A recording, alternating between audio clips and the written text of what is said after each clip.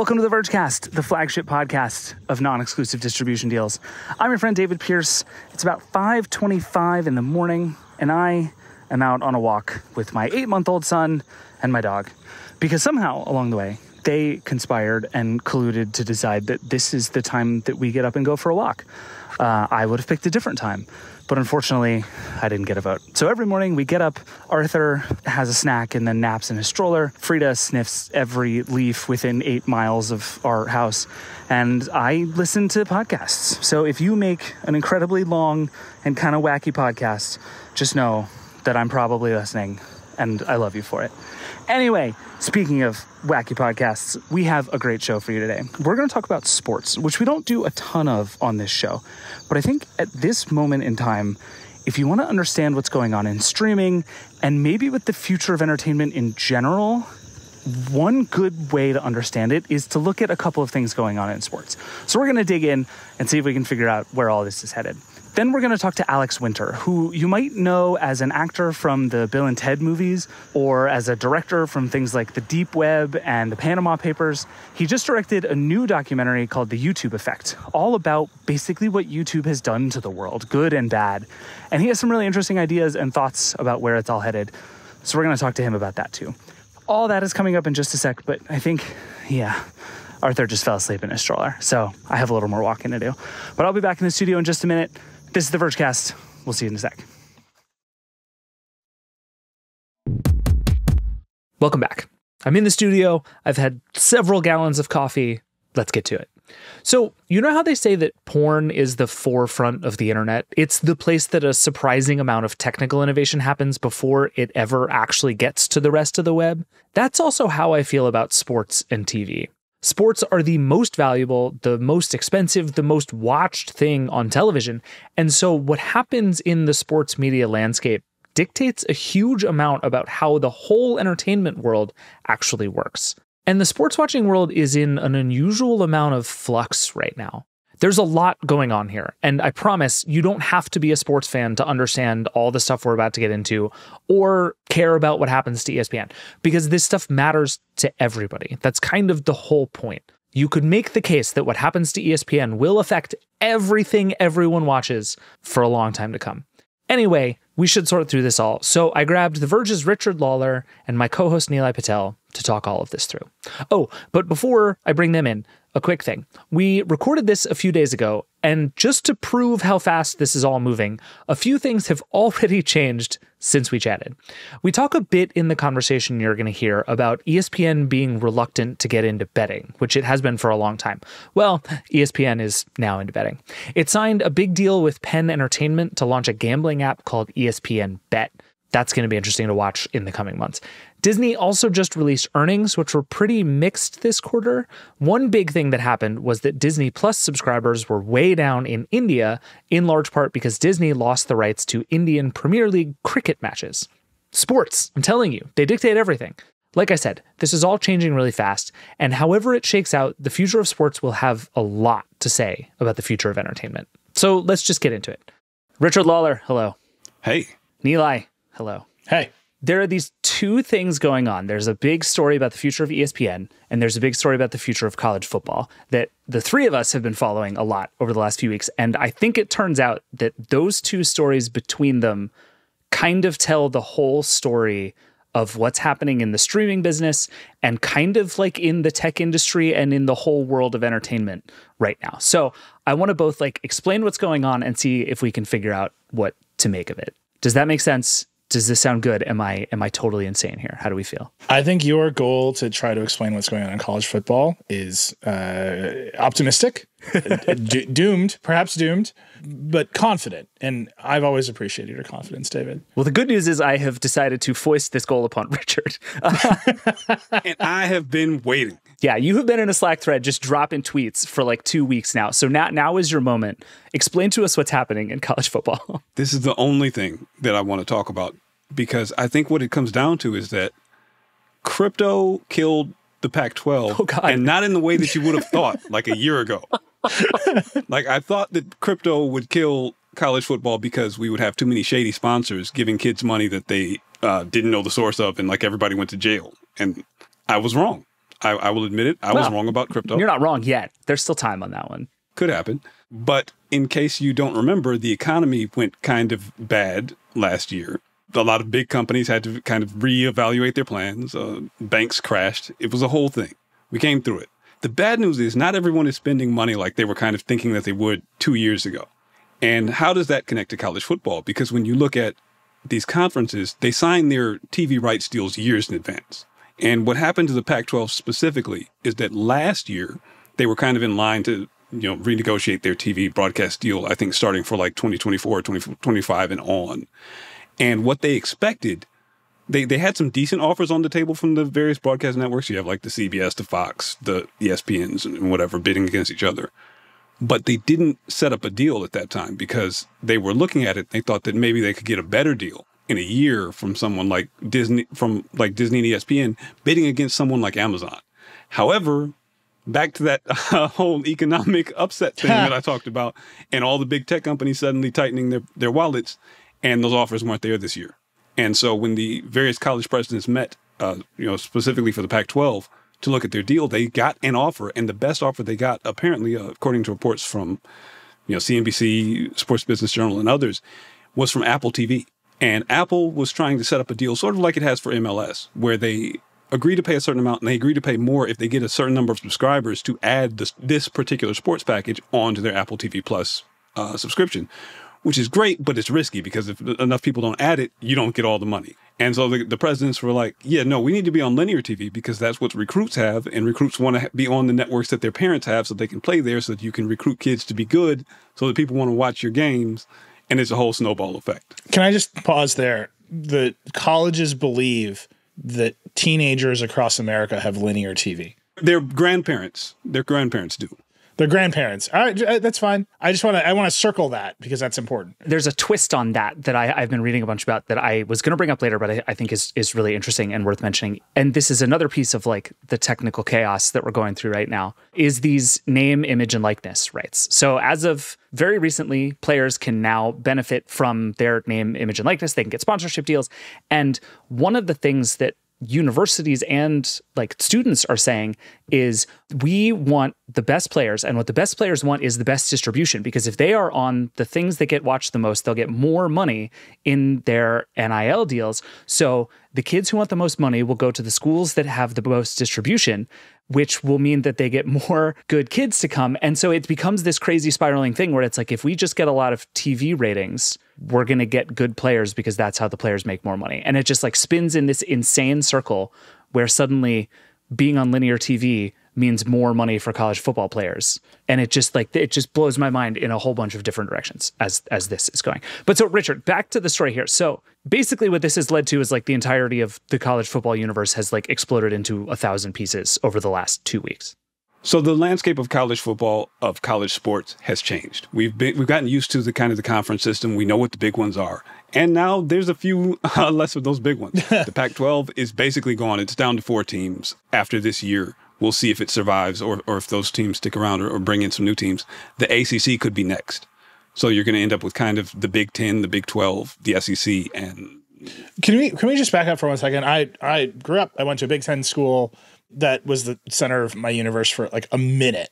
But I think most people don't understand that the conferences in college sports they're like how the competition between the colleges is organized. So there's a conference like the Big 10, and it goes and negotiates for TV rights and money, and it splits those up against all the schools in the Big 10. And what's happening is the smaller conferences are going away and the bigger conferences are getting bigger, and there's fewer of them so that they can go negotiate for more money from a smaller pool. That's what it feels like is happening to me. Yeah, and that is exactly what's happening. And especially because they want more geographic reach, they want more alumni reach, they want to be able to negotiate better deals, and being able to have teams in, for example, Los Angeles for the Big 10 now means that you can negotiate for much more money because you have teams in New York and Los Angeles. That doesn't make sense in terms of competition or location or history or heritage or anything like that, but it does make sense in terms of money. So that's why they're doing that. And also why they can't count, because they haven't had 10 teams for a long time. It's like a long time. Yeah, the Big 10 is going to be 18 teams just to deal with that. But yeah, I think to your point, this used to be, and was for a long time, like a regional thing, right? Like I'm in Virginia, which is ACC country. And here it's a lot of schools from Virginia and North Carolina and South Carolina and Georgia. And all these teams are kind of centered around each other. And the idea was like, those are the rivalries. So these teams have been playing each other for decades. That's like all the teams that your college hates are probably the ones in your conference. And now, as far as I can tell, the whole reason this is all getting blown up is because these teams are chasing the big TV deals that already exist that got made before the economy turned around. Richard, is it more complicated than that? It really feels like if I'm looking around and I'm saying, oh, there's a whole lot of money going to the Big Ten every year. If I go to the Big Ten, I will get a slice of that. If I stay in the Pac-12 where the deal is up next year, that deal is probably going to be a lot smaller because the business looks a lot worse than it used to. I think that's true, but I think it's a little more complicated than that. And sometimes I'm not sure that I get it myself because I'm looking at the way that these leagues look, and I think they're still operating under the idea that they're going to be able to get big deals from the tech companies to compete with whoever's left in traditional TV, and that money is kind of still going to be there. But just by getting bigger, that is the way that you get more money, and by being part of the bigger whole. And that really is kind of how it has always worked. That's why the Big Ten has had schools. That's why Michigan and Ohio State deal with Iowa and Minnesota. It's rough, Richard. Richard lives in Michigan. I think it's important for everyone on this podcast to note that Richard lives in Michigan. If you're from Iowa or Minnesota, just know that we love you too. We love you. You just don't have that many people who watch TV. But no, this gets to the heart of the matter. Actually, that statement. Not a lot of people watch TV because when you were regional, right, you had regional sports networks. So you had no choice if you wanted TV but to sign up for your local cable system or put up an antenna. That was the 80s, right? Those are your two choices. And that meant the cable system could go and sign a deal with the Big Ten to distribute Big Ten games. And it was unlikely that they needed a deal to go distribute Pac-10 games because it was unlikely that people in the Midwest wanted to watch college football from the West Coast. And when they did, it was national games and there was a lot of money involved for everybody. Now that's broken, right? If you want to watch anything, you have the internet, which destroys that regional scarcity, which has made everything vastly cheaper. And those regional cable companies are no longer the wealthy middlemen in the middle of all of this. And in fact, their television distribution business is headed inevitably to zero. And particularly over the pandemic, seems to have taken a lot of shocks, bringing it closer to zero in a way that no one's even denying it anymore. Like maybe 5 or 10 years ago, people would deny cord cutting was a thing, and that's over. And so now what you have is, okay, maybe Apple or Amazon has the pockets to support these kinds of TV deals. Richard, your point is they don't seem that interested in it. No, and like Apple, of course, we know that Apple has basically infinite money. They could spend whatever they want to get a Pac-12 deal. They just don't want to, and they don't have to. Right. And so they're like, we'll give you a deal where maybe if you attract enough viewers. Apple famously did not buy Sunday Ticket, which is actually like a crown jewel sports streaming package. And they didn't do it. They were in the driver's seat. They were going to take it. And then they didn't go. Something happened between Apple and the NFL.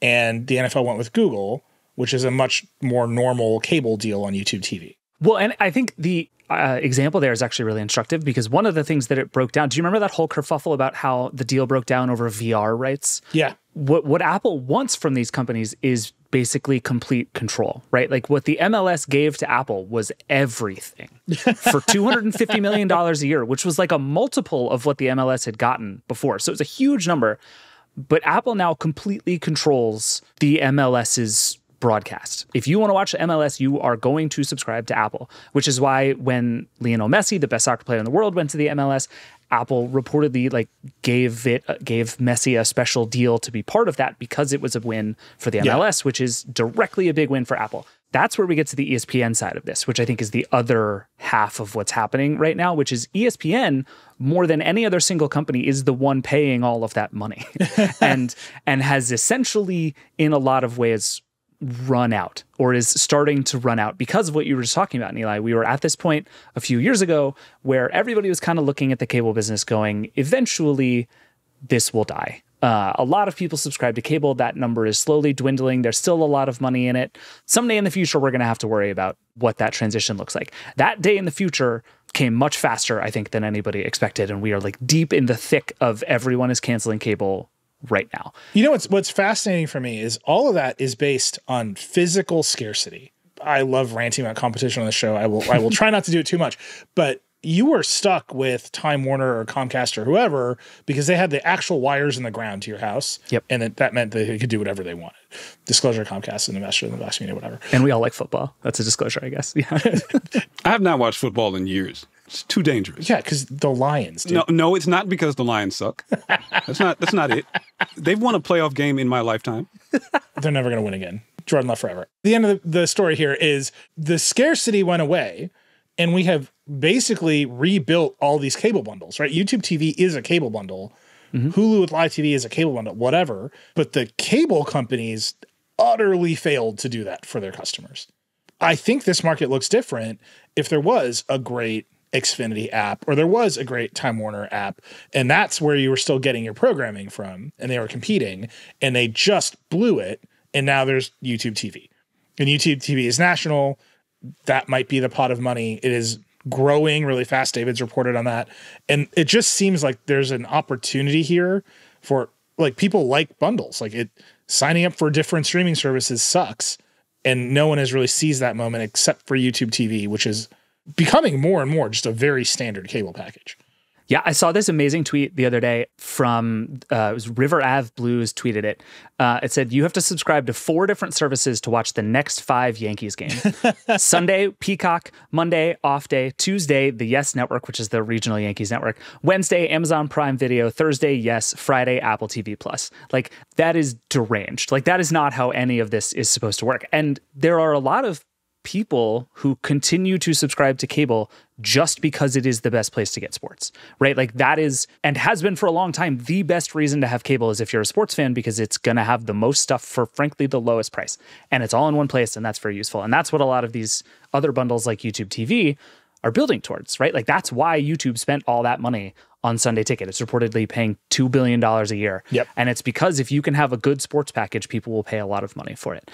But ESPN, I think, more than almost anybody, is stuck in this really complicated place where sports is still a really good business on cable TV. ESPN is still wildly profitable. It has been funding Disney for years, and it still makes a lot of money, but that number is going down. It's going down really fast, and ESPN is now at a point where it has been pretty publicly saying that at some point we're going to go direct to consumer with flagship ESPN, right? ESPN Plus exists. It's mostly like little sports and documentaries and people don't really care. But like the thing will be when like all of the big sports that ESPN pays billions of dollars for, like the college football stuff that we're talking about, moves exclusively to streaming. And if ESPN does that, they're walking away from this gigantic pot of money that is the cable business. And if it does that, it will kill the rest of the cable business because all the people who watch sports will no longer want to be there. So it's stuck in this place. And like Bob Iger did this interview with CNBC where it sort of just sounds like they're throwing up their hands and being like, we have no idea what to do here. That interview that Iger did with CNBC, people should go watch it. It's recent. He talked about the strikes. Every answer was like a nuclear bomb that went off. It really was. I suspect we will not be hearing from Bob Iger again for some time. But his answer about ESPN was eventually go direct to consumer. His answer about whether Disney should sell parts of itself were, yes, eventually we should sell parts of our other linear networks because we need to become a new kind of company. And what has funded all of Disney this whole time has been ESPN. Disney owns Marvel, Disney owns Fox and the rest of the Marvel universe. All the stuff that Disney bought, Lucasfilm, all of that was funded by excess cash from ESPN.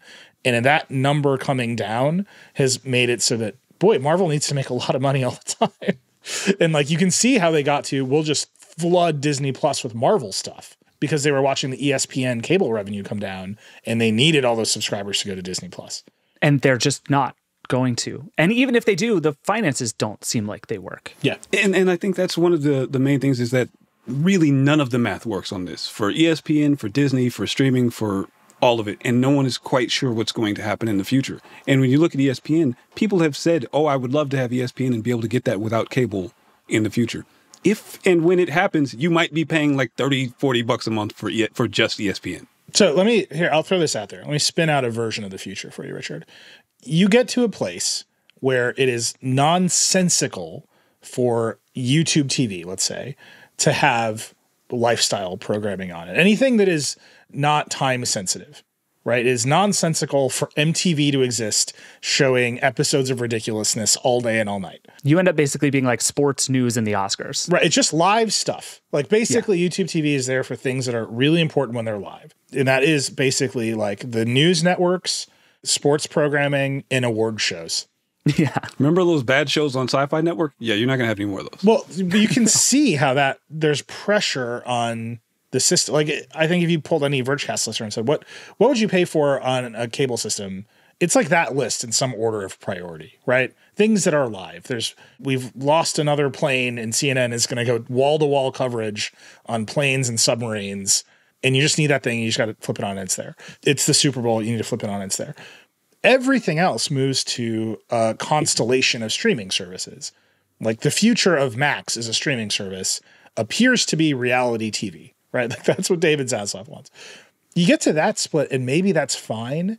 It just seems like no one can get out of their way or leave the money on the table to get to that endpoint. Like I would happily pay for a YouTube TV that was cheaper and totally focused on live coverage. It's the other way around than it used to be, right? You would pay for ESPN and you would get like CNN along for the ride. And people would be like, I don't want to pay for all these channels I don't need. It's just the order of what channels you don't need has radically changed because now you're prioritizing live stuff. I sort of buy that theory. And I think to some extent, that is kind of the world Disney is hoping comes to fruition, right? That eventually ESPN Plus can get all the best stuff that's on ESPN. ABC is a thing that Disney owns and doesn't know what to do with. It gets a lot of the news coverage and award shows. Like that's kind of what Max is talking about doing with CNN. There's a version in which you can put those things together in a way that kind of makes sense. I just think you'd have to charge so much money for it that you wouldn't get nearly the number of people you need to make that financially work. And that's really the issue is like, how do you make it work? Because the magic of ESPN and its magic money pile was that it was getting like $10, $15 a month from every single cable subscriber in the United States. 100 million people at one point. Whether they watched sports or not, we're just giving that to ESPN every month. Didn't matter. And that money was actually making everything else go. And so when you suddenly take that out, when you don't have that ESPN in kind of any package, if it's by itself, if it's in the Disney bundle or wherever, it's not propping everything else up. So how much is there to pay for? How much is there to pay for ESPN? How much is there to pay for everything else? How does it get balanced out? You have Max. They've been talking over the last few days really about their sports programming that they hope to build up. You've had Netflix. They're going to broadcast this weird, or at least they were before the strike, planning to broadcast this weird like celebrity sports tournament as maybe they get into sports, because there was a report they bid for F1. So they probably bid for something else. Apple TV, we know that they're doing sports deals. But do you do those as a part of your main package or as an add-on? And people don't get the add-ons. Like we already know that. So how much money is there really? Well, and this is where we go back to the college football thing, is college football people don't want a Netflix deal.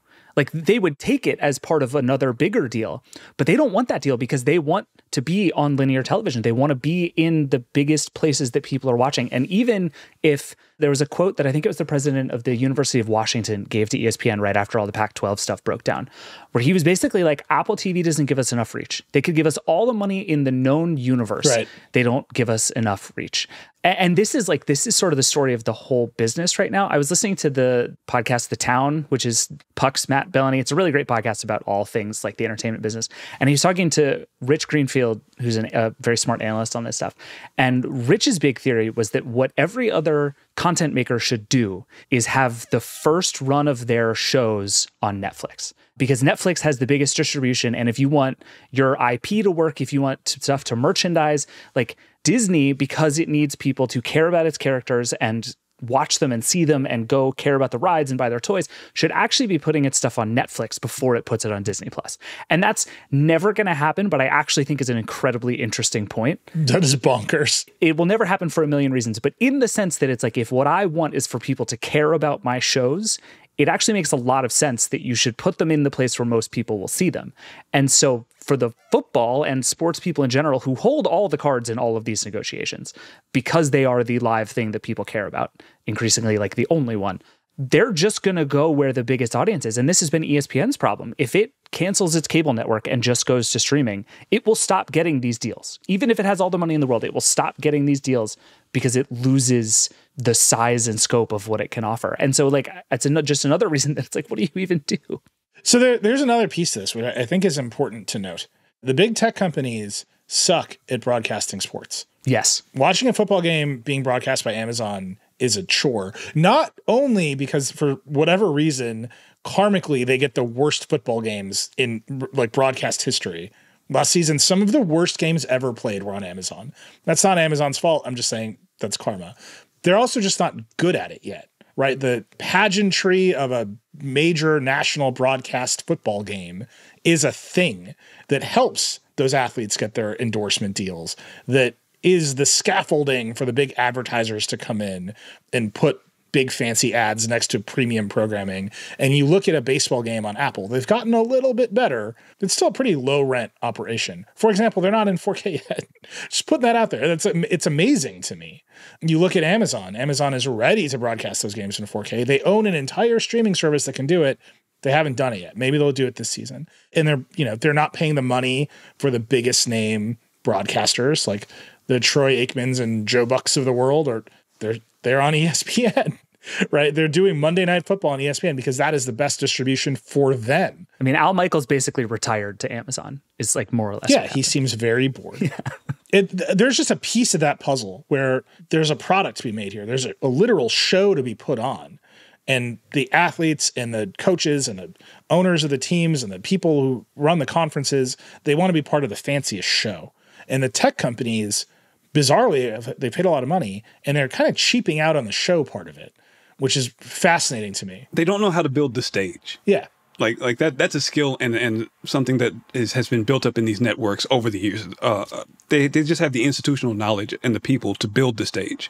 And I think that what David mentioned about like reach, it's not just like what you think of like, oh, they have X number of viewers when they're talking about reach, especially for these college presidents who run these high profile universities, who want to be seen, who want to be on that top level.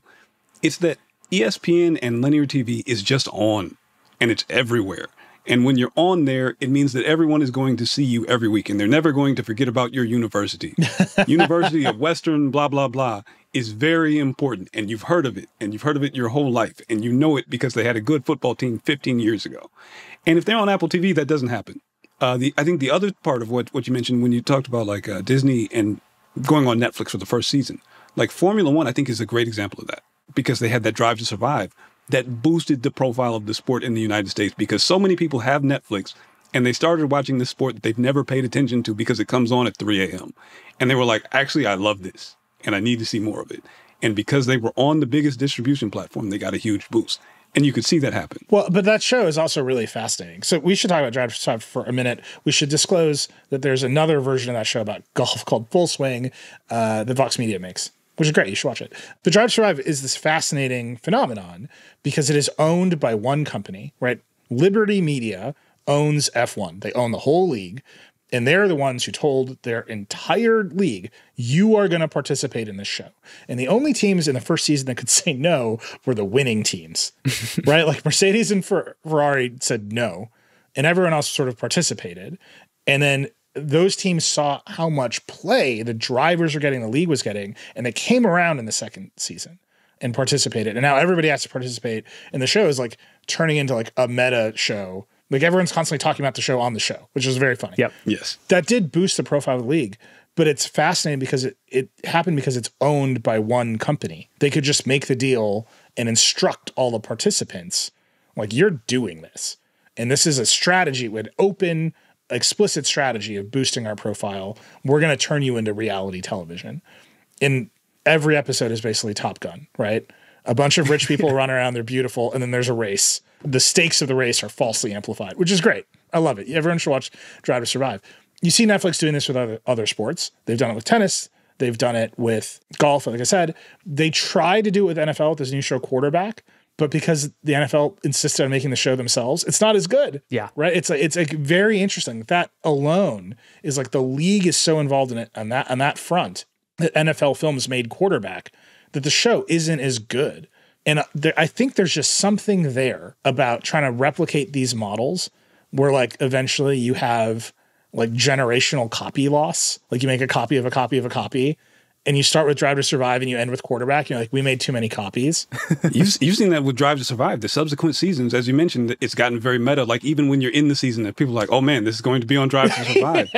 And what you end up with is when it actually comes out, it's completely disappointing or not in there in the way that people were expecting it.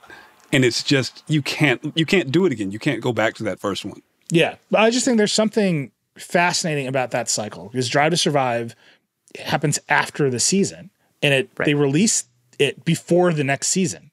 It just creates a cast of characters. It creates a set of things to follow in a way that I think kind of segues into more conversation about ESPN.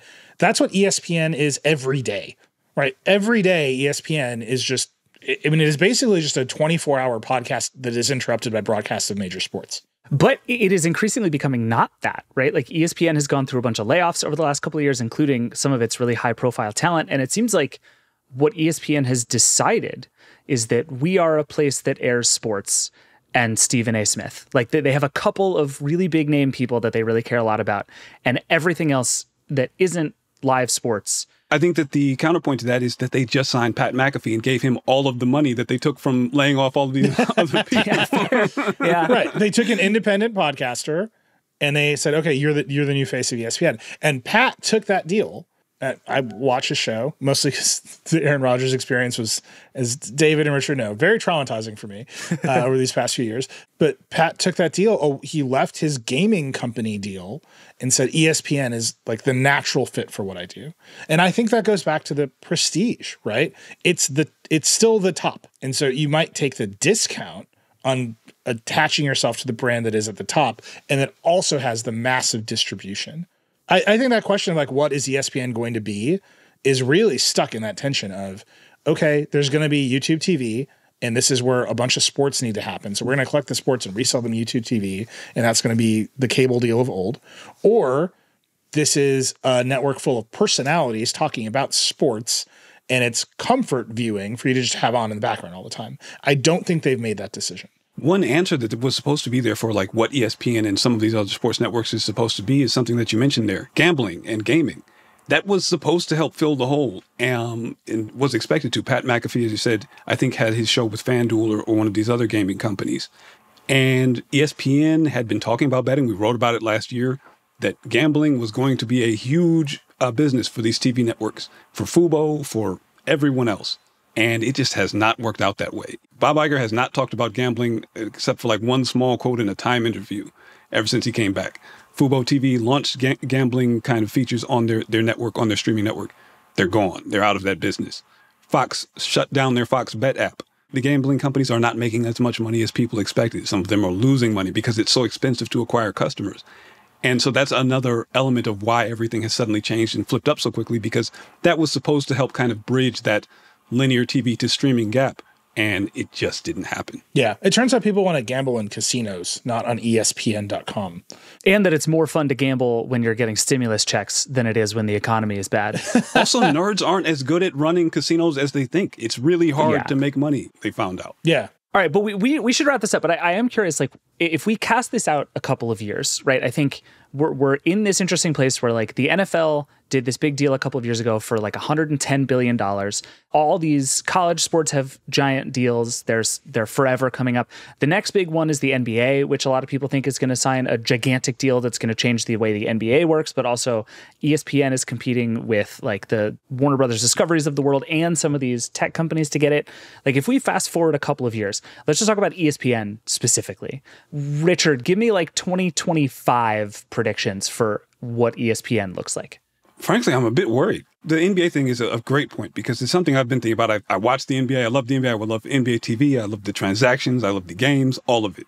And they are expecting a huge broadcast deal. You know, as you said, you have Disney still, you have Warner, you have all the tech companies, but I don't know who is going to pay that. I don't know if they're going to have to expand their international deals or what they're going to have to do to find this money so that they can pay all of the players in Boston who maybe made the All-NBA team once $300 million or something like that.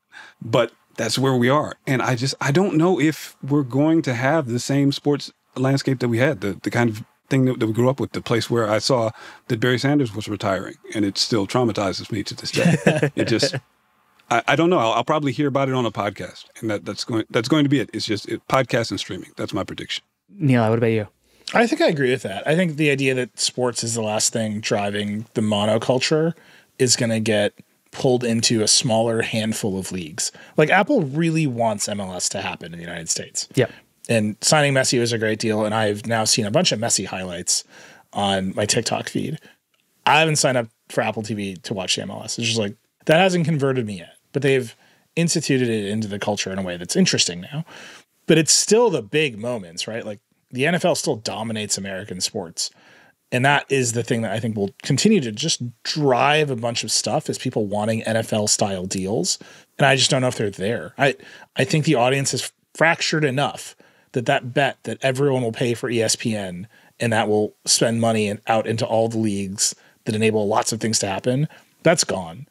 Right. And more people are going to spend more money on watching The Witcher on Netflix or whatever. Like the fandoms are going to fracture and be in more competition with more kinds of things in a way that I think is probably exciting over the long run, just because I think we'll get more kinds of new upstart sports emerging, or more opportunities. Like the emergence of F1 has been great for racing fans. Like they ran a NASCAR race in Chicago because they were like, we need to do some exciting stuff to capture the attention of a new class of race fans. And that was the coolest race I've ever seen. Right. It was, and I was in Chicago that weekend, so it was very loud. That's cool, right? Like a little kick in the pants to all these leagues to not just milk money out of big fat broadcast deals is great. But I think that moment where all of my friends in school were always watching ESPN and kind of always talking about the same things, that's gone. That's got to be gone. I'm with you. I think the thing that is remarkable about ESPN is that it continues to be as close to like a one-stop sports shop as kind of anything else. And that's just, I agree. I think that's going to die. Like, I don't see the leagues making less money, at least not in the relative immediate future. They're just going to keep making more money and the deals are going to keep going up. And so what's going to happen, I was reading a bunch about all the different deals that have been happening. And there was this big Big Ten deal, to go back to college football, that happened a couple of years ago. It was a $7.5 billion deal for 7 years. And it happened across 3 different networks, because basically no one network could afford this whole deal. And so now if you want to watch Big Ten football, you're going to have to like do a puzzle every Saturday morning to figure out what channel your game is going to be on. You can't just like know where your sports are. And I think that's where we're headed, is like, we're going to get more sports, more places, but it is going to be like vastly more distributed. And going forward, if you want to watch the NFL, you're going to need like 11 different subscriptions, because no one company, ESPN or otherwise, is going to be able to afford it.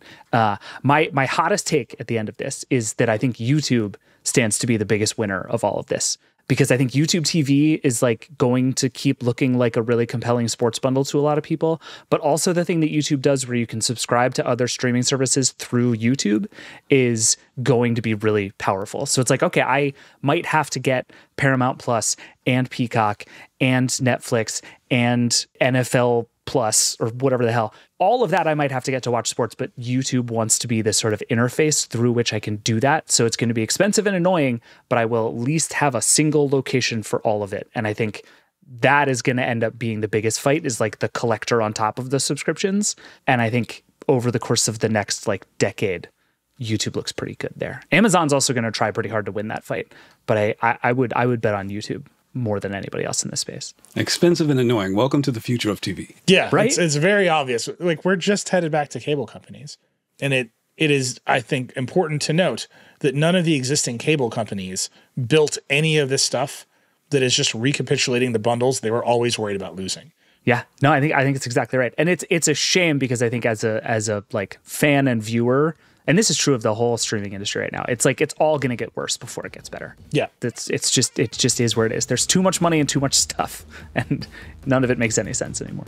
And that's why I think you should subscribe to Alex Kranz's Plex server. Just putting it out there. All the good stuff. True cable bundle. All right, well, we will come back, I'm sure, during football season and be sad about why we can't watch any of the games. But thank you both. We need to take a break, and then we're going to come back and talk to Alex Winter, the director of the new documentary, The YouTube Effect. See you in a sec.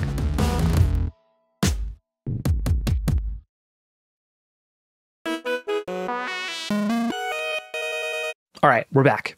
So there's this new documentary out called The YouTube Effect that I found totally fascinating. How did it go? I feel I'm Brookers, and I'm an internet celebrity. How's it going, everyone? Welcome back to my channel. If you've followed YouTube over the years, or even listened to this show as we've talked about YouTube over the years, there's not a ton about the history the doc shows that will surprise you.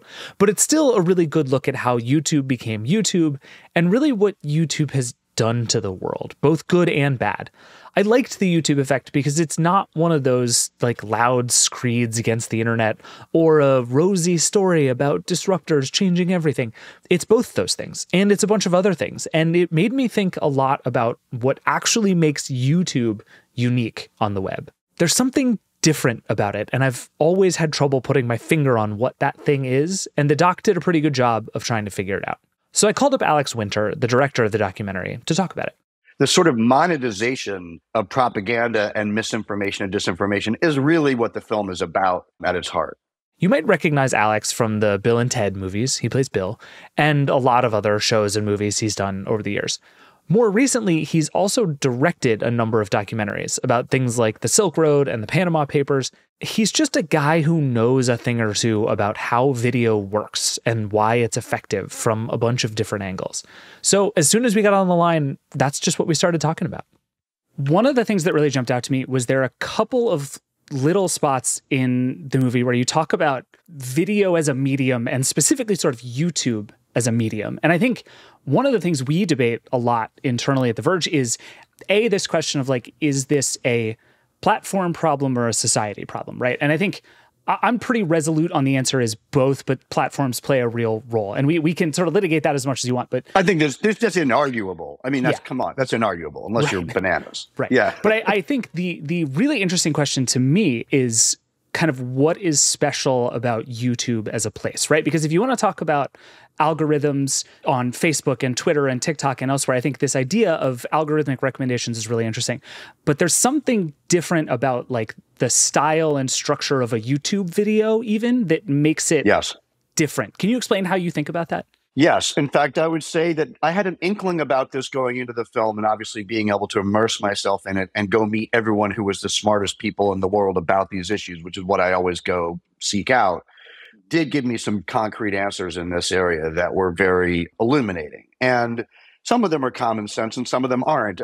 I went into the film feeling exhausted by hearing about the algorithm. And I was thinking, I know enough about technology and the way technology is spoken about to be skeptical of so much weight being put on anything that fuzzy.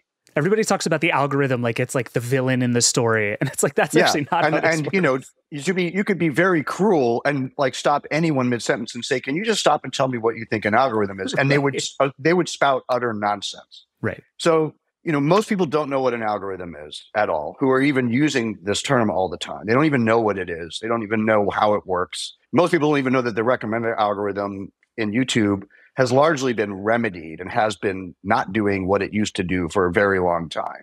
And so I started to examine what is it that to exactly to your point, because YouTube has more views than any other platform that we debate. It gets a lot less attention. And I think largely because it's overwhelming to people. Some of it's lobbying power, like they spend a lot of money to get people to look elsewhere. But we spend a lot more time looking at Meta and a lot more time looking at what used to be Twitter and TikTok and other platforms. But you're talking about 4.6 billion views a day on YouTube. Number 2 most viewed website after Google being number 1, both owned by the same company. So that's immediately what makes it special is scale, right? As you guys well know, scale is everything on the internet. And YouTube has far more scale than any of these other platforms in terms of interactivity. And then you get to the video component and how the video component works specifically that's different than any other platform in terms of how long these videos are, how promoted and viral a very select group of influencers are on all sides of aisles and thought, which is one of the things about YouTube I love, right? You can have Steven Crowder over here and Natalie Wynn and ContraPoints over here, and they're both doing great. And one of them is, trying to promote civil war, and the other one's kind of trying to stop civil war. But right. But they're both getting a lot of traction. They both have the parasocial connection of golly gee whiz, I'm your buddy hanging out in my bedroom talking into my webcam. You feel you know me, but you don't at all. Hugely powerful component. So I think for me, it's the trifecta of massive scale, parasocial connection of these influencers and the power of that monetized for ad dollars, right? So it's an ad-based model, business model that is going to push, I wouldn't say without an algorithm's help, because I think that's going overboard, because algorithms obviously do things, but it's really not a technological issue. It's a business model issue. You could change algorithms and you would still have these influencers gaining enormous traction given the way salacious content catches fire, going back to yellow journalism, in the 1890s. And then you attach the monetization to that. And then you attach like whoever's funding those influencers and giving them the power to be online all the time in a powerful way and message correctly. Natalie really is like a one-woman band. People like Crowder and Shapiro, I mean, those are, huge entities with a lot of money behind them. So I think it's that trifecta. And I think that makes YouTube special in many good ways. I think that the way they've legitimately constructed a business model that allows creators to actually earn a living, going back to Smosh and some of the earliest players on the platform, I think has changed the world in many ways for the better. I think it has democratized culture. I think it has opened up people's ability to have a voice, LGBTQ, people in marginalized communities, people in small foreign countries who would never get, on any broad-based entertainment platform. And I think a lot of that stuff is good. I think obviously the dangers, we talk about quite a bit in the film. Yeah, and I think the intersection of those three things you talked about is sort of forever fascinating to me. It's like YouTube introduces mid-roll ads, and so videos get longer so that they can have mid-roll ads, and thus the structure of those videos change, and the way that people respond to them changes, and then YouTube starts rewarding long watch time, so they make their videos even longer. Yeah. And so it just, these things like cycle each other forever and ever, and it's just super fascinating. But I think the parasocial thing was the thing that like kept sticking with me as I was watching the doc. Like I was watching with my wife and we got to the section about Ryan, the kid who like does the toy stuff, made $22 million, wildly famous and super successful. And she was just like, why would kids want to watch this kid on YouTube? And it was a moment of being like, oh, right, we're old people who don't get it. And also like these people like think he's their friend in like a really real way. Like they have an actual relationship in a way that like, I don't know, if you rewind 20 years, people liked and cared about movie stars, but didn't perceive them the same way. And I feel like we're still reckoning with this idea that like, I can watch somebody on my screen who I now, in some real way, believe that I know because I've been inside their house and I've seen them eat dinner in a way that like watching somebody on a movie never did. Yeah, and they're looking at you. They're looking at a webcam, and you're often watching them on your phone or on your laptop, and not in a sort of ritualistic way of like, here is an icon 100 feet tall on a movie screen that I've like gotten in my car and driven to the movie theater and gone to like bought popcorn and then for being presented with this towering figure. It's the literal opposite of that in every conceivable way. And in fact, that's part of what we're dealing with the strike right now is like the advent of streaming has broken that ritual to a degree that we're losing movie stars and people don't feel that sort of opposite type of connection, that kind of epic connection with or interest in someone that you feel is larger than life that you don't know. So, and Ryan, just so it's been said, it's a couple $100 million a year. So, it's a vast sum. Sure. And they've been doing that year after year for a long time. So, I mean, you are talking about an enormous audience. And that has gotten Hollywood scared, because they're drawing numbers that are not comparable in terms of what especially in the streaming world, which doesn't really monetize so well. So I think that the parasocial thing can't be understated. I think the work that Becca Lewis out of Stanford has done and other people is really significant work. And it was very important to me when I was making the doc, because it kind of answered the question I had about, okay, if the algorithm isn't the secret sauce, what is? And I think the secret sauce is really the parasocial relationships. And I think it's what draws people to YouTube. I think it what makes people feel like it's what's influential, but it's also a big part of what's caused the societal impact, because it's really much more than just a political pundit saying, go do this. It's someone that you think is like your best friend saying, go do this. Was YouTube just first into that fray, or is there something about it that is still different? Because like TikTok plays on the same sorts of things now, but I feel like maybe just doesn't have the history to pull that off. Instagram was always kind of the opposite. It's like this airbrushed version of everybody's life. Like, why is it that after all these years, no one else has figured out how to do this the way that YouTube has done it? I think that it would be possible to have competitors in the marketplace. I don't think TikTok is one for a number of obvious reasons. The way their algorithm works, the way their videos work, the way they don't monetize creators. They don't have the scale that YouTube has. They don't have a Google behind them. Right. And we chart this in the movie. It's the reason we spend time in the film in Act One charting the actual business growth of YouTube, because I think it's very important. And I think that Susan Wojcicki and other people's vision in 2005, 2006, I think you have to credit that vision. I think that, and especially given how much flack she got and they got for buying YouTube for $1.6+ billion. Which sounds like nothing now, but at the time was like a preposterously large amount of money. It was it was an unimaginable number in the internet era of that time. When Apple was still this kind of ailing company trying to get a foothold back in the business. And the prescience that they had of understanding that Google was becoming a dominant figure in what was going to be the jockeying for the very few lanes of the highway, which was true. Only few companies did survive and take those lanes. And Google is one of them. In fact, they're the largest in terms of user interaction. Apple, I guess, has a bigger market cap, and Google has a lot more people using its tools. So I think that their vision was not complete. It wasn't like we see the whole picture, but I do think that they knew that if you harness a video platform that worked, that had a UI that people were responding to, which I think was not happening with Google Play, you harness that to to one of the largest tech companies on the planet with enormous reach and influence and lobbying power, which is important, that you would be able to dominate the market in that space, and that more people, you'd be able to create an entertainment infrastructure that people would want to use. Because they did start to monetize their influencers immediately. This wasn't like, Smosh was making money almost immediately in the early days of YouTube. Right. And other people, obviously. That was our use case in the movie.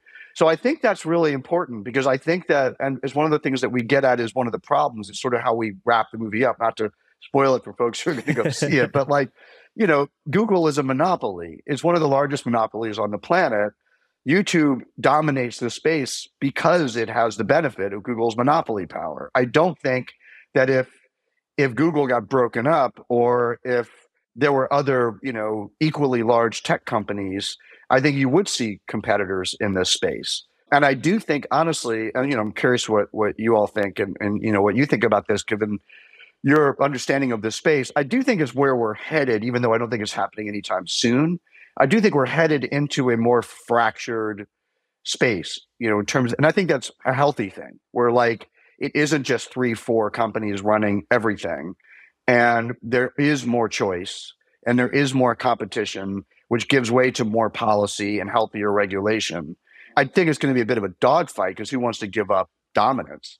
But I do think we're heading that way. And I think what's interesting to me is what Elon Musk's kind of disastrous takeover of Twitter has shown is that the public, everyone, I was interesting to watch people who were smart, but I knew hadn't spent a lot of time online when Musk did that. They were like, I was kind of getting tired of social media anyway. So this is kind of the end. I'm going to probably back off and not do this anymore. And within 2 weeks, those same people were on Mastodon, on Post, right. Eventually on Threads. They figured out what a lot of us knew for years, which is you don't need to be on one platform. It's okay, right? You can communicate cross-platform. So I think that that's the future on some level.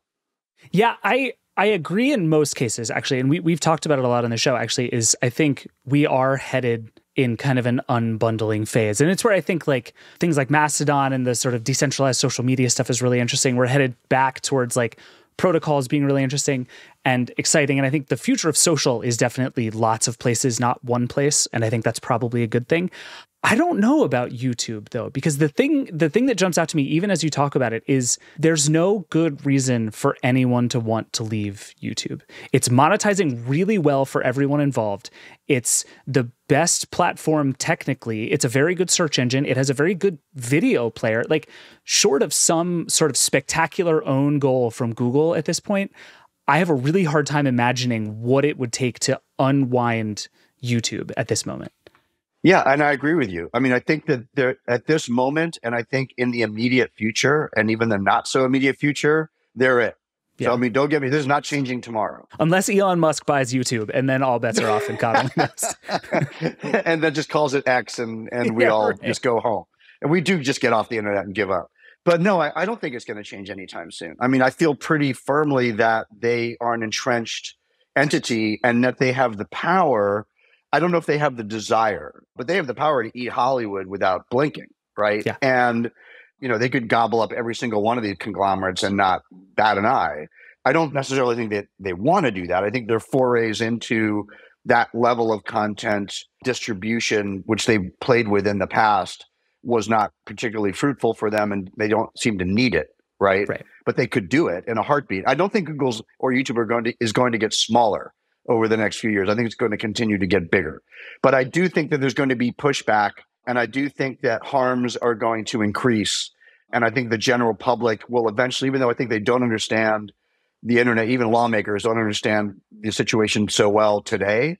A lot of younger people are coming up in law and government and in tech who absolutely do understand much better what's going on. So I think we will hopefully stop seeing like really bad legislation being put forward, like COSA and other, forms of really misguided attempts to dismantle Section 230. I think we will stop seeing things like that soon and see a shift towards legislation and policy ideas, even if they don't get implemented right away, that at least make more sense. Yeah, I think that's right. And I do think it's going to be good when a generation of people who grew up with this stuff becomes the one legislating this stuff. That's going to go a very long way. But I think the thing about YouTube, I'm fascinated by YouTube just like as a product, because not only does it continue to be this sort of dominant video place, it's also making big plays into essentially being a cable bundle. It's a music app now. It really is, like you've said, sort of becoming all things to all people in a way that I don't even think most people see yet. Like it has football now. YouTube has football. How did that happen? And one of the things you've said in other interviews I was listening to is that one of the things you thought was funny is that nobody can quite explain YouTube. And because it's hard to explain, that's why like Susan Wojcicki was never dragged in front of Congress, because like it's not social media. It's not entertainment. It's too big to understand. In the course of doing this, have you come up with like a good metaphor for YouTube? Yeah, it's Google's media front end. That's what it is. Okay. I mean, because it's all media. I mean, it's like, like Howard Stern used to say, I'm the king of all media. Right. I mean, YouTube is truly the king of all media. And it's absolutely true that it's not just lobbying power, though I think that they are very good at spinning a narrative that keeps people off their back because they don't understand how to define it. And they don't go to any lengths to define it. But no, I mean, it's on top of everything you just stated. It's also, I've got a kid in middle school. That's his search engine. He doesn't search on Google. He searches on YouTube, which is terrifying to librarians if you tell them that, because they're like, oh my God, but it's all wrong information. I'm like, it may be, but that's where they're, he's writing a term paper. He's got YouTube up. He doesn't have Google up, right? Or Wikipedia. Much to my chagrin sometimes, but at least he's not like listening to Andrew Tate for like how to write his paper. But fair, yeah. But but it's also our it's our library, Alexandria. I mean, it's a repository for pretty much all of recorded human history. That's on YouTube and almost nowhere else. When I'm looking for content of my own that I've created over the years, that's the only place I find it. Like it's literally the best archive tool for from those of us in the arts as well, and not just in the movie business, but in all areas of the arts, as you said, and including in music. I watched my now oldest son, who's now out of college. I mean, as he was coming up, he sort of went from watching a TV when he was like 7 or 8 to watching a TV with a laptop, on his lap, to not watching the TV. And then all of his music was all YouTube, like all the time. Even though we had Spotify, we had all these other things. And this was probably 2006, 2007, like early days of YouTube, 2008. And that was very fascinating to me. So I sort of watched the evolution of YouTube through my son's eyes because he was getting pulled into its multiple uses. I would say the least use I've seen my kids using it for is social. Like, they're on Discord or they're on Twitch or they're in other areas where they can create their own servers and talk to the people they want to talk to. As you said, social is, for most internet users who are savvy, it's moved off of these siloed platforms, I think, a while ago. But I do think that the, if we're looking at the labor strike we're in right now in Hollywood, I think that one of the areas of disconnect between, my gang, the sort of the unions, I'm in all three of the unions that were up for contract negotiation, SAG, WGA, DGA, and the AMPTP, is that I don't know how well the unions understand the level of threat that the AMPTP are under, right? From larger tech entities, some of whom are in the AMPTP, like Apple or Amazon or whatever, but those are just little tiny pieces of their portfolio, right? Like Apple's business is not making movies, and neither is Amazon. They have a little side hustle, right? But they can essentially swallow the movie business anytime they feel like it. Completely. And so like all this talk of AI and like, negotiating contracts and like, getting terms in or even regulation, like, who are you regulating against and who is really the power? And, the disruption that's coming over the next 5 to 10 years, to your point about YouTube's growth, is largely going to be coming from these big monopoly tech companies that are going to shape in whatever way they want the future. Yeah, I mean, it's really interesting. And that way of framing it is really interesting to me because I think, one of the things we've heard a lot about from the union side is this fear that essentially AI will make real people irrelevant kind of in every step of the process, right? We'll be able to digitize extras so that they won't need them in the background anymore. We'll use ChatGPT to generate scripts. I think those are real fears, not necessarily founded in like how this tech works right now, but we're on a path where that seems reasonable. And I'm curious how you feel about that. But also at the same time, all of the studios and distributors like you're talking about also fear being made irrelevant by technology. And they're just afraid they're going to get eaten by this handful of big companies that has so much money to throw at whatever they feel like that they could all just go away and become a rounding error in Apple's budget. And it's just fascinating to think that everybody is afraid of tech, but in completely different ways. And that's kind of why all of this becomes so hard to sort out. It does, and it also creates multiple conflicting conversations that don't make it easier to have resolution, which is why the strike is going on so long in one area, because there's other areas, obviously, in terms of residuals and pay structures based on streaming, which is also a result of big tech and their influence on the entertainment industry, which is why we're in the streaming mess that we're in the first place. But no, I think that that's absolutely right. I think that there's an existential concern on the part of the creative community that AI and sort of big technological advances, because some of those, even though they're put under the bucket of AI, aren't really about AI. They're about other things that are called AI. But that these advances are going to replace all workers with robots, some of which is true. My fears are actually a little less grandiose, a little more mundane in ways that workers will get replaced by sort of AI type technology, because a lot of it will be centered around scheduling and budgeting and using, like how a lot of lawyers are going to get replaced by certain types of AI. I had this conversation with Lawrence Lessig at Harvard. I called him to sort of get his frame. He was like, look, mostly it's going to eat up lawyers and we have too many lawyers anyway, so I'm not even particularly worried about it. But there are obviously these technologies are going to get used to cut corners and costs by companies at the expense of workers. So yes, labor-wise, we are going to have shrinkage. I wouldn't be blasé about it. We are going to have shrinkage based on the advances in technology. We've all known that's been coming for a long time. There's very little we can do about it other than, have extremely blunt contract terms that kind of shackle the studios or your work or your boss or whatever from using these tools that exist. Because a lot of these tools are open source, so there's very little you can do. I hear so much talk in my industry, like we got to stop them from ingesting our material. I'm like, that's not possible, right? You will not stop them from ingesting your material. They will do that. And there are 100 thems now. Well, yeah, it's like Napster, right? It's whack-a-mole, Yeah. And you're going to have a kid in Taiwan with an open source tool that's making Star Wars all day long, and starring Meryl Streep and Humphrey Bogart, and that's absolutely going to happen. So. There are contract negotiations that you can get into.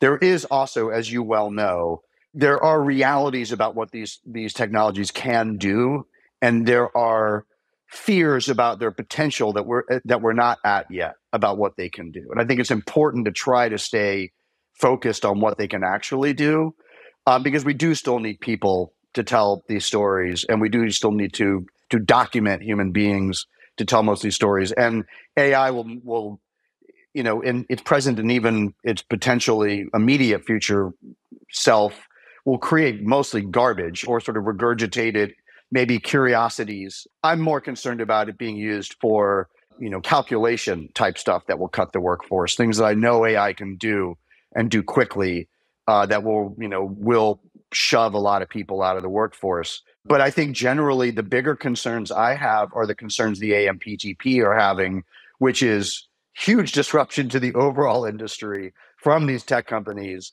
And I think that's a much bigger threat that will create much bigger disruption. Yeah, I think you're right. And I think one of the things I've heard you say, and you can sort of feel in the YouTube effect, is you're interested in scale as a thing, right? That's like what happens when things get huge, I think is a really interesting question and is one you've explored in a bunch of different places. Do you buy the idea that these platforms and these companies are just too big, that eventually you hit a tipping point of that kind of scale where it's impossible to be a good citizen of the internet and do content moderation well? And I think there's one school of thought that says these are the companies that have the resources to do this stuff well. And there's another school of thought that says this is just too much stuff. Even if YouTube tries its hardest with all the available resources, it is not going to be able to successfully solve the problems that it has. Which side of that do you fall on? I fall on the side that there is plenty of room for accountability and no one should expect perfection. I think a good example is YouTube was removing content that pushed the Stop the Steal lie until about 2 weeks ago. And then they reversed their policy and began to let that content back on platform right as we head into an election cycle, which is bananas. Yes. That's a really good example of content moderation that is doable, that they were doing and then decided to stop doing. I don't think that the problem is, I think they're too big for, in general, they're too big in terms of not allowing competition and other reasons that monopolies are bad. But I don't think they're too big to self-regulate. I think that they don't self-regulate because it's not profitable to self-regulate. It's a business model issue. So as we talked about at the very beginning of this conversation, salacious content draws eyeballs draw ad dollars, and that makes everybody lots of money. How are you going to boot Steven Crowder off your platform when he's got 4 million subscribers and you can tag that, ads to that, and everyone makes lots of money and goes home happy, and you go before your board or your shareholders and say, stock is up. So I think it's a business model capitalist thing that makes it different. That's why it took us so long to get the automakers to start putting seatbelts in their cars. It's the same old thing with industry over and over again. And it does require policy. It just does. Because no company, just like a little kid, you give a kid a bag of candy and tell them to share it with everyone else in the sandbox. They just aren't going to do that. It's just not the way human beings are wired. So they have to have a teacher or a parent or someone say, now, Eddie, I'm going to take some of those away and give them to the other kids. And I think that's kind of where we're at. Yeah, we need more grown-ups is not a bad diagnosis of a lot of things in life right now. Yeah, exactly. Yeah. All right, awesome. Well, Alex, thank you again. I really enjoyed the documentary, and this was really fun. I really appreciate you coming on and doing this. Yeah, likewise. Yeah, thanks for having me. All right, we got to take one more break, and then we're going to come back, and we're going to answer a question from the Vergecast hotline.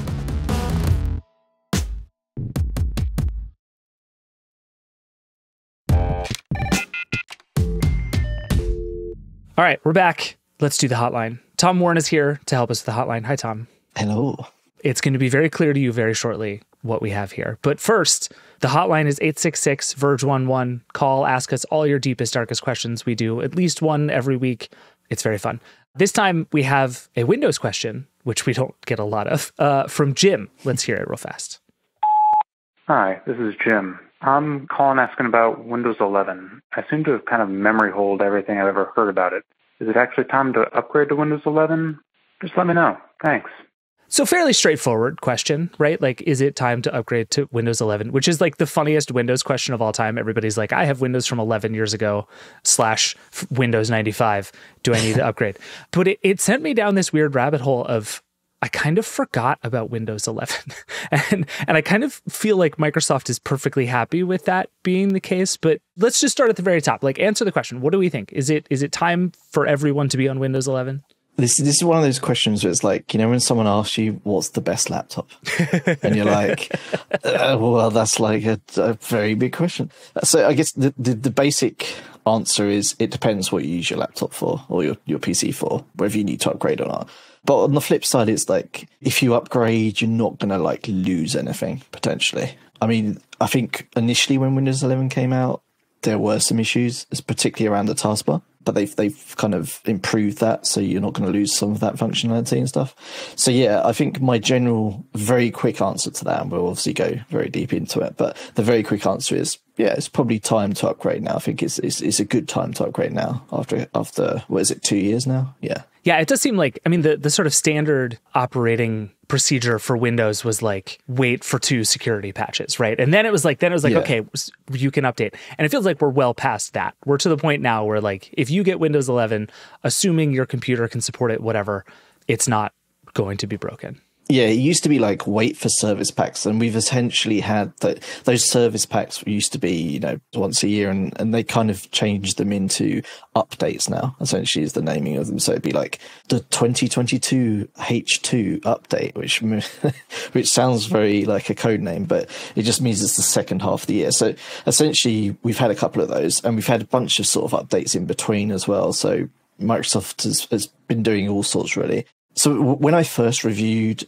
Windows 11, I think the main negatives I had about it was a bit inconsistent. It felt like a work still in progress, and there was some missing stuff around the taskbar, like for power users, and just a bunch of stuff related to how you say you like drag and drop files into Photoshop and work on them. Like some of that stuff was just missing, and it just felt like a little bit of a work in progress. So, and I think like 2 years later, it's still a work in progress, but it's got better. So like some of the UI stuff that was a bit inconsistent, where they didn't have dark mode in certain places, like they've added it to like the task manager, for example, and places where it just hasn't had it for years. So it's getting there with the inconsistency front. And like I mentioned, the taskbar's a lot better now. Stuff like if you use a tablet, for example, if you've got a tablet that you're thinking of upgrading to Windows 11, the touch experience is a lot better now than it was when it first shipped. And they've done stuff like add tabs to File Explorer, like tabs in apps like Notepad, and those sort of like small little things. You might not notice them like immediately, but I think it's one of those cases where if you upgraded to Windows 11, you started using that stuff, and then you went and used Windows 10, you'd be like, where's my tabs gone? Like it's stuff you get used to when they do that. So yeah, that's been my experience too, is there's not a ton about it that is like immediately sort of slam dunk life changing. And it seems like Copilot, which I think is coming this fall just to Windows 11, right, might be that thing. Yeah. But until then, it does seem like it's like whatever the opposite of death by 1,000 cuts is, right? It's like a lot of tiny little things that add up to like my experience with Windows 11 over time has gotten meaningfully better. But no, I couldn't point you to like one specific thing that has totally changed my life about it. Yeah, and I think that's exactly it. Like, there's not something I can say, right, you should get 11 because it's going to do this for you. But you could say, there's this tiny bunch of things that add up into being like a meaningful update that you will get used to. There'll be some changes, like the start button changes to the center. You can move it back to the left. There's some stuff to sort of get used to when you first sort of upgrade. But once you're used to all those sort of changes, I think it does improve the way you use Windows for sure. Like, if it's definitely it's not the horror update that you usually get. It is amazing to me how much I think Vista and Windows 8 have like left this scary taste in people's mouths about upgrading, because I also feel like it's just true that it's good to update for like security reasons, right? And I feel like that was my immediate answer to this, is like, you should always try to be on the latest version of software because it will be better and safer and more secure. If nothing else, that's a victory. And I think that's true, but I also think people's reluctance to upgrade their perfectly functional piece of software and gadget is well-founded. And I think over the years, every company has given people reasons not to upgrade. Yeah, you don't want something that's working fine to just randomly break because you've updated Windows. And Windows usually in the past has been a bit clunky when you've updated it. So, but the other aspect though is, can you even upgrade to Windows 11? Like that's the sort of bigger question, because you might have hardware that just isn't compatible. So obviously Microsoft cut the list of processors only to ones that were available in the sort of last, well, by now, like four to sort of 5 years or so. So talking roughly 2018 onwards, I believe, the processors, both on Intel and AMD.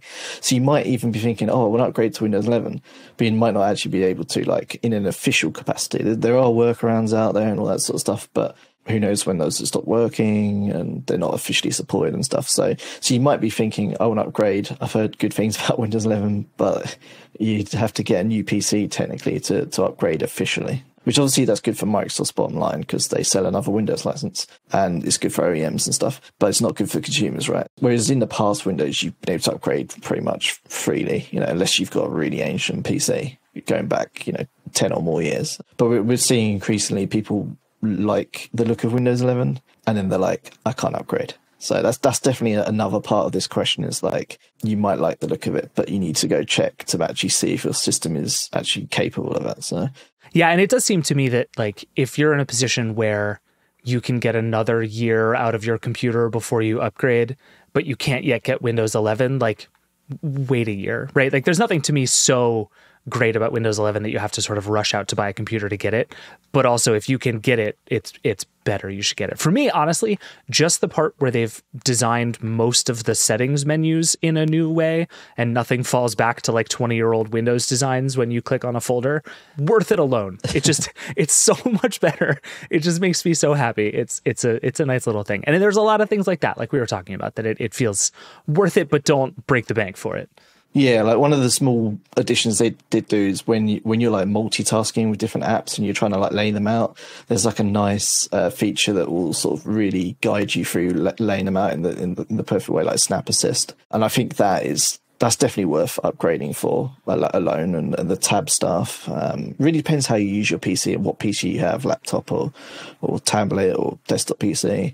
There are some like stuff. There's some stuff in there for like on the gaming side. Like we've been saying, it's not one of those sort of like big features where you go, you should upgrade for this, but there is some improvements to window mode performance and latency for gaming, which is actually kind of useful if you have like a massive ultra wide monitor that you run a game on in a window. You'll get all the sort of latency performance improvements rather than having to run it full screen in that way. And a lot of games aren't obviously optimized to run those sort of ultra wide monitors. So there's some improvements there as well if you're thinking on the gaming side. So yeah, it's way too many to list, but it's a bunch of improvements that sort of all add up. And like you said, we're pretty much out of reasons to be afraid to upgrade. Like I think if you can do it, it's time. You're good. You're safe. Yeah, I think so. Like, I think unless you really love the old look of Windows, like the old start menu, you really love those live tiles, which I can't imagine there's many people. If you're the one person who loves live tiles. Yeah. Yeah, like if you're in that very small category of people, then sure, you might want to hold off. And if you're on a Windows 10 PC and you're like, everything's working fine, what do I really need? Then sure, you can hold off because you're probably going to buy a new PC at some point, which will then have probably Windows 12 by that point. So we'll see what they do with that. So because there are rumors of Windows 12 and they're going to do some like AI stuff with the chips and stuff. So there's going to be new hardware coming probably next year that will enable all that sort of stuff. So that's another potential reason to hold off if you're thinking about getting a new machine. But I think if you've got a machine where you're curious about Windows 11 and you see all the improvements and you're like stuck on Windows 10, you're like, I'm not getting any new features here because nothing is changing. It's just, it stays as it is. Then I think you're probably good to upgrade. Fair enough. I like it. All right. Well, Jim, I hope that helps. Tom, thank you. Appreciate it. No worries. Thanks. All right, that is it for the Vergecast today. Thanks to everybody who's on the show today, and thank you, as always, for listening. There's lots more from all of our conversations, especially the chat with Alex at theverge.com. We'll put some links in the show notes, but, it's a good website. There's a lot going on right now. It's a surprisingly busy August, so keep it locked on The Verge. If you have thoughts, questions, feelings, or YouTube videos you really want me to see, you can always email us at vergecast@theverge.com or call the hotline. Like I said, 866-VERGE111. We love hearing from you. Send us all of your thoughts and questions, and we will do at least one hotline question every single episode. Oh, and specifically, we're doing an episode in a couple of weeks all about cybersecurity. So call us for sure if you have cybersecurity questions. No question too small, no question too weird. Bring them all on. This show is produced by Andrew Marino and Liam James. Brooke Minters is our editorial director of audio. The Vergecast is a Verge production and part of the Vox Media Podcast Network. Nilay, Alex, and I will be back on Friday to talk about presumably Zuckerberg and Musk fighting or not fighting, plus some news in the YouTube world, big stuff going on in AI. Like I said, surprisingly busy summer. We'll see you then. Rock and roll.